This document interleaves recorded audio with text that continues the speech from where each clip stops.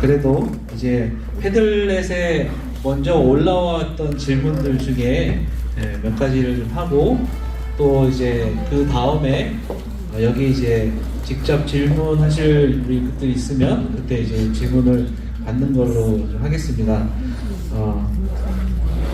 첫 번째 이제 강의 세션에서 소셜미디어 온라인 활용 선교에 질문들이 되게 많이 올라와 있는 줄 알았는데 질문과 대답을 이제 같이 이렇게 하셨더라고요. 그래서 요거는 이제 좀 이따가 같이 하도록 하고요.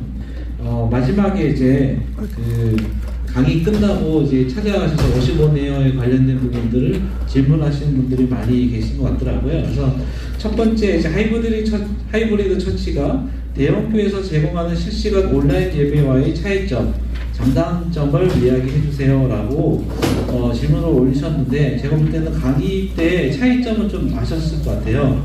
근데 좀 장단점이 뭐가 있는지 좀 구체적으로 얘기를 해주시면 좋을 것 같습니다. 네, 정말 많이 듣는 질문이고요. 그냥 간단하게 말씀드리면 이건 것 같아요. 이찬수 목사님 설교 안 듣는 사람 없잖아요. 이찬수 목사님 조회수가 예를 들어 잘 정확히 모르겠습니다. 100만이라고 친다면 예를 들어 더 되나요?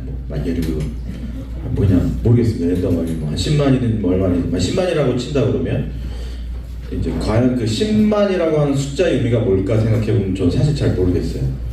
왜냐면 그게 뭐 나쁘다 좋다 이런 게 아니라 필요한 정보를 듣고 말씀을 듣고 은혜 받고 혼자 하는 거잖아요. 근데 저희가 지향하는 하이브리드 처치는 10만이 아니라 10명이 커넥트돼도 이 10명 중에 최소한 8명, 9명은 함께 공동체를 빌드업할 수 있는 교회로 나아갈 수 있다는 게 큰 차이점입니다. 그래서 저희는 온라인으로 풀지 않아요. 온라인으로 스트리밍 하지도 않고요. 뭐 온라인에서 이거 실시간으로 더 이상 실시간으로 하지도 않습니다. 왜냐하면 실시간으로 하기 때문에 그러니까 팔로우업 할 수 없는 게 사실은 굉장히 많습니다. 왜냐하면 우리도 착각하는 거지만 저는 이게 코로나 때 굉장히 다 많이 드러났다고 생각하는데 교회 가서 예배 드리시잖아요. 여러분 주일날 현장 예배 가시잖아요. 근데 잘 한번 생각해 보세요. 앞에서 이게 소통하는 예배라고 저는 생각하지 않거든요. 그러니까 그 최소한 설교나 메시지는 목사님이 말씀을 하시지만 성도님들이 앉아가지고 말한다고 네 그렇군요 아니네요 뭐 질문이 이런 설교하는 거의 없잖아요. 그냥 말씀하시면 듣고 내가 그냥 스스로 은혜 받는 거지 인터랙션이 일어나는 건 사실 아니잖아요. 그러면 이제 이게 저는 익숙함의 문제라고 생각을 해요. 왜냐면 저희 교회에서도 처음에 그런 컨트로버셜한 것들이 있었어요. 그래서 사람들이 비디오로 과연 예배 드리는 게 가능하냐. 근데 사실 그거 과거에 이미 한국에서 그 위성으로 해갖고 다 하던 거잖아요. 사실은 새로운 게 아닙니다. 저는. 그래서 그런 차이가 있다고 생각하시면 좋을 것 같습니다. 네. 인펄슨으로 하면 답이 됐나요? 저한테 물어보지 마시죠. 물어보시고 난 줄 알았는데. 예. 그 현지 언어로요.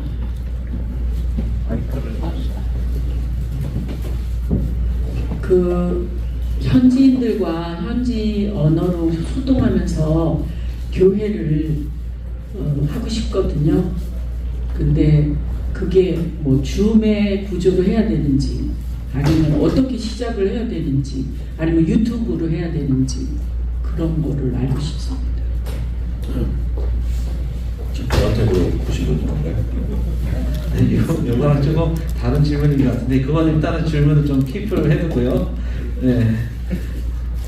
그러면 이제 현지 언어로 이제 교회를 하고 싶다고 하시는 부분이 있는데 혹시 여기에 대해서 혹시 저희가 그 마지막에 했던 그 교회 있잖아요. 그 인터뷰해 주셨던 목사님.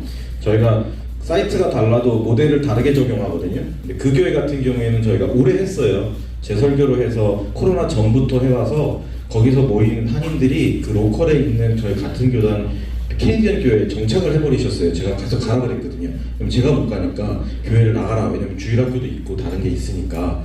근데 이분들이 이제 가다 보니까 거기 이제 아예 한인들이 막 많아지는데 이 목사님은 아까 얘기한 것처럼 숙제가 생긴 거죠. 우리 교회 갑자기 뜬금없이 한국 사람들이 막 오는데 얘네들 영어도 못 알아듣고 막 그러는데 일은 또 되게 열심히 해.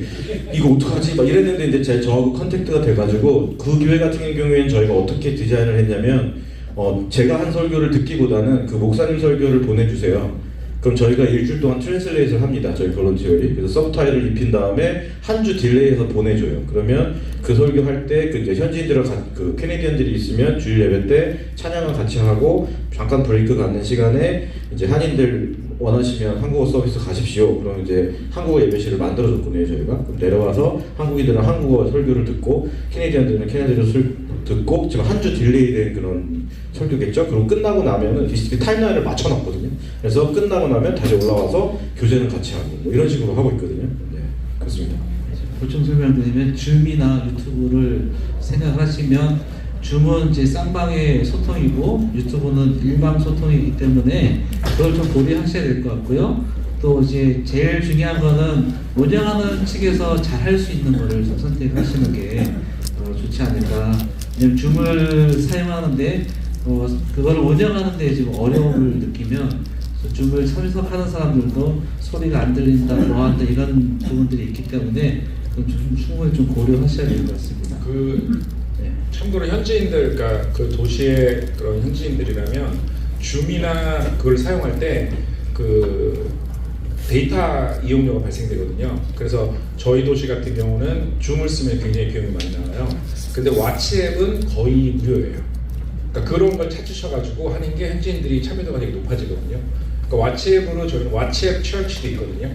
그래서 왓츠앱으로 모이면 같이 나눔하고 그 다음에 스마트폰 이렇게 얹혀놓고 한 5가정 이렇게 앉아 있어요.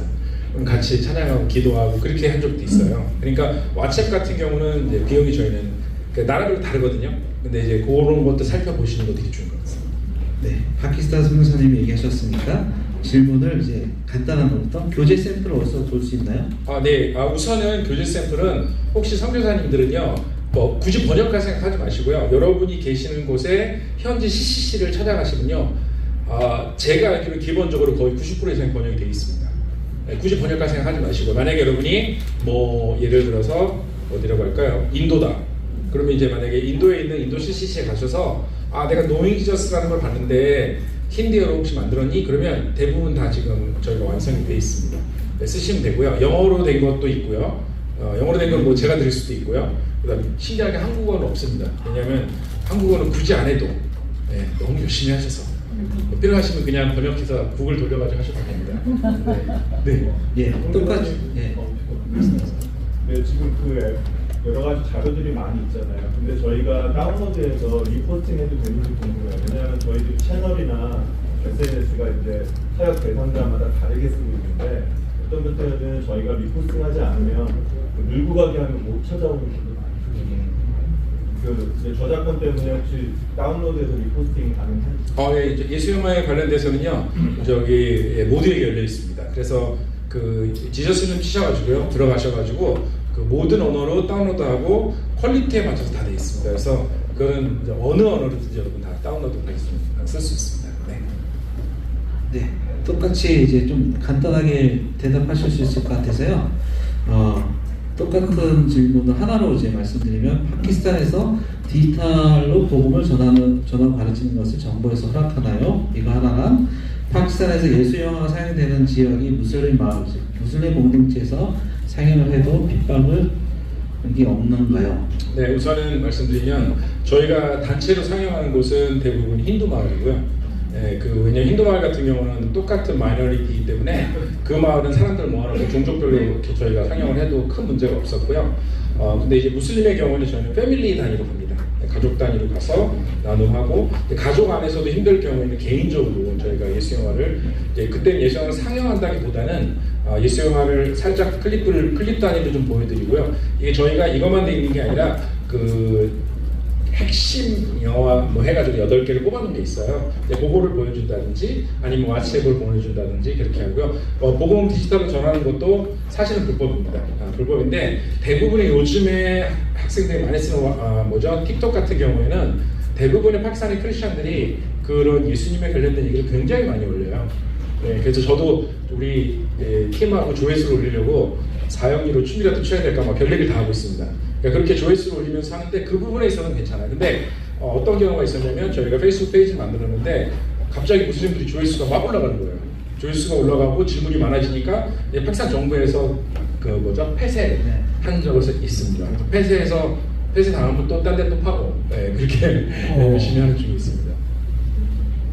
네, 여우사 선사님이 하셨던 그 강의에 있어서 익명성을 가지게 하면서 보험 전환은 가능하다고 믿습니다. 그런데 후속 조치와 양육과 공동체에 소속하게 하는 등 이후의 사역은 어떻게 생각하시나요? 이 부분들에 대해서. 네, 그 위에 답변을 드리긴 했는데요. 그 익명성을 가지고 그 컨택하는 단계하고 그 양육해서 복음을 전하는 단계하고 그 어떻게 그게 가능해지냐는 말씀이신 것 같아요. 근데 저는 온라인에서 선교는 뭐 오프라인 선교하고 크게 다르지 않다고 보거든요. 일단 거기에서는 약간의 말하자면 어떤 상담 스킬이나 이런 게 필요하겠죠. 그런데 일단은 그 사람들한테 그 먼저 진실하게 다가가서 자기의 친구가 되어주고 그 사람의 고통과 어려움에 집중하면 그 다음에 길이 열린다고 봐요. 그 복음을 먼저 전하려는 게 아니라 그 사람의 어떤 어려움에 집중하기 시작하면 친구가 되니까 저도 직접 그렇게 경험을 해봤고요. 그래서 그런 후에는 그 사람의 마음이 열리고 해답이 되는 복음을 전하면 점점 더 그 흡수력이 생기고 빨리 그렇게 전환이 되는 거라고 생각합니다. 네, 이 질문은 이제 제가 볼 때는 이준호 목사님이 좀 대답해 주셔야 될 것 같은데요. 미디어 사역은 감성, 센스, 전문성이 중요한 것 같습니다. 유튜브도 퀄리티에서 장벽에 부딪혔는데 평범한 저 같은 선교사가 높은 미디어의 장벽을 극복할 방법이 있을까요? 예를 들어서 영상 제작. 한 가지 예를 들어드리겠습니다. 제가 키운 그 유튜버가 있거든요. 우리 이상현 장로님 알고 계신 분이신데 그 오수 장로님 연세가 어떻게 되시죠? 60이 넘으셨거든요. 제가 키운 유튜버인데 서브스크라이버가 현재 13,000명이십니다. 네, 그래서 저는 아니라고 생각하고요. 그리고 이제 이런 그러니까 저 유튜브 컨설팅을 많이 해드렸거든요. 시니어 분들. 근데 저는 이렇게 주장합니다. 반드시 하셔야 된다고 생각하고요. 생각보다 어렵지 않을 수 있고, 이거 카톡 쓰고 핸드폰 정도 쓰면 다 하실 수 있고요. 근데 뭐를 생각해야 되냐면요, 이걸 목적을 생각해야 돼요. 그러니까 유튜버를 하는 사람들의 대부분은 조회수를 많이 올리고, 거기서 뭐 수익을 창출하고 파급력을 갖기 위해서 그 일을 해요. 자, 그렇기 때문에 자극적이고 뭔가 현란하고 이런 것들을 올립니다. 그래야 많이 보니까요. 근데 저는 우리 크리스찬들 중에서 특히 시니어분들이나 연세 있으신 분들한테 좀 드리고 싶은 말씀이 뭐냐면요, 좀 이상한 얘기일 수도 있겠는데요, 지금 아날로그에서 디지털로 넘어가는 세대는 이미 지났잖아요. 그럼 지금 현재 AI 데이터베이스가 있는 연도에서 빠져 계신 세대들도 있어요. 이게 무슨 얘기냐면 인터넷이나 그런 디지털 데이터가 생기기 전에 있었던 것들 있잖아요.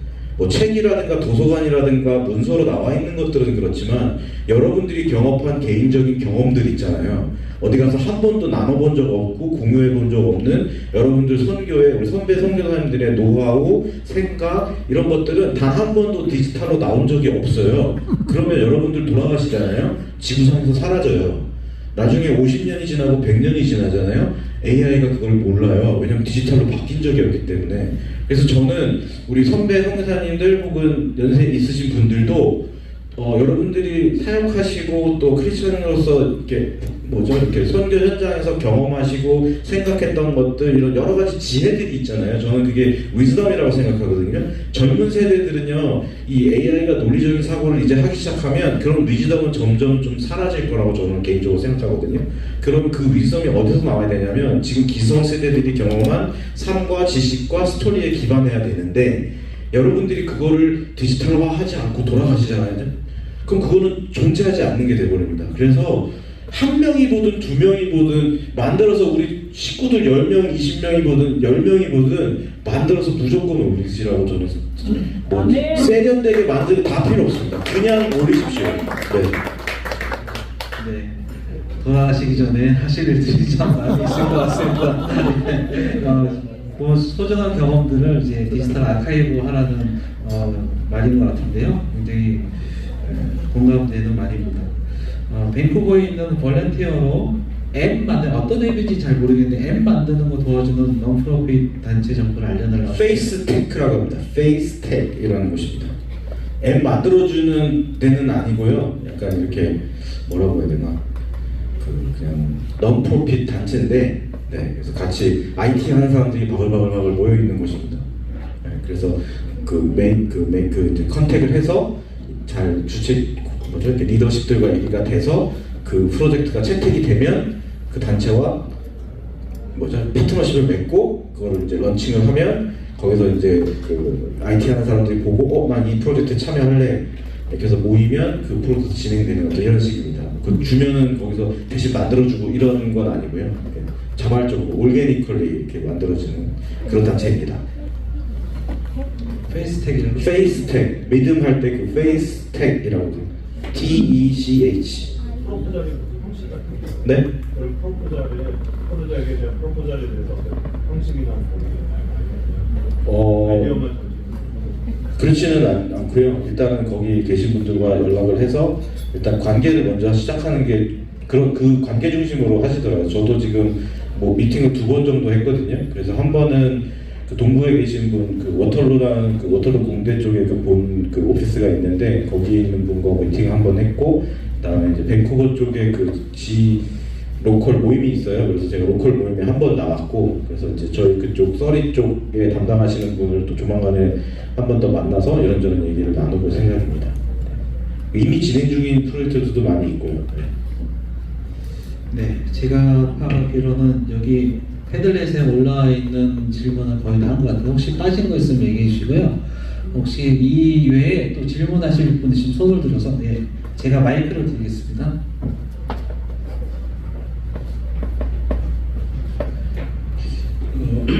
미디어 사업 관련해가지고 챗 GPT하고 연결해가지고 그렇게 한 사례가 있는지 궁금하고요. 설교나 아니면 어떤 하여튼 미디어 사업 관련되는 부분. 그 다음에 또 이 챗 GPT가 이 목회자 목소리를 그대로 활용해가지고 설교할 때 약간 시간차가 있겠지만은 그 내용, 그 감정 볼륨 그대로 이렇게 설교를 해준다 그런 경향도 어떻게 들은 것 같은데 그런 경우도 있는지 좀 관련돼서 좀 설명 좀 듣고 싶습니다. 제가 알기로는 이제 내일 우리 아닌가요? 그 강의 잠시 후에 있습니다. 네. 그때 잠시 후에 있습니다. 이 세션 끝나고 잠깐 브레이크하고 또 있는데요. 여기 보이는 것처럼 생성형 AI하고 내 목소리를 그대로 다국어로 알려주는. 그때 좀 더 구체적 강의를 들어보시고 구체적으로 이제 더 물어보시면 될 것 같습니다. 혹시 다른 질문 있으시면 손을 들어주시면 여기 마이크를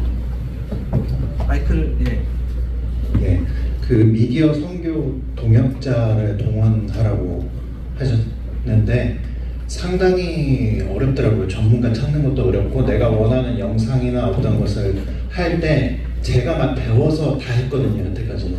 근데 그거 한계가 있고 그래서 저도 동역자를 동원하고 싶은데 그 방법이 없고 사람을 어떻게 찾아야 되고 연결해야 되는지 그 동역에 관련돼서 동원에 관련돼서 한번 얘기해 주셨으면 좋겠습니다. 어려운데요. 저는 제가 생각하기에는 저는 이제 선교단체에 있으니까 스쿨도 있고 여러 가지 루트가 많이 있어서 그렇게 알게 된 분들하고 또 신대원에서 이렇게 리크루팅을 하지만 개인분들은 어려우실 수도 있다고 생각해요. 근데 제가 생각하기엔 아주 어린 세대들은요, 전문가가 아니라도 웬만한 것들을 다 구현해내요. 이렇게 제가 보면은 그냥 우리가 뭘 배워야 된다고 생각하는 것들 있잖아요. 그들은 그거를 굳이 배울 필요가 없어요. 이걸 왜 배워요? 해보면 되지. 이런 식이거든요. 그래서 유튜브를 운영하고 컨텐츠를 만들어내는 유튜브 컨텐츠를 만들어내는 정도면은 전문가의 영역이 아니에요. 이제 이 지금은요.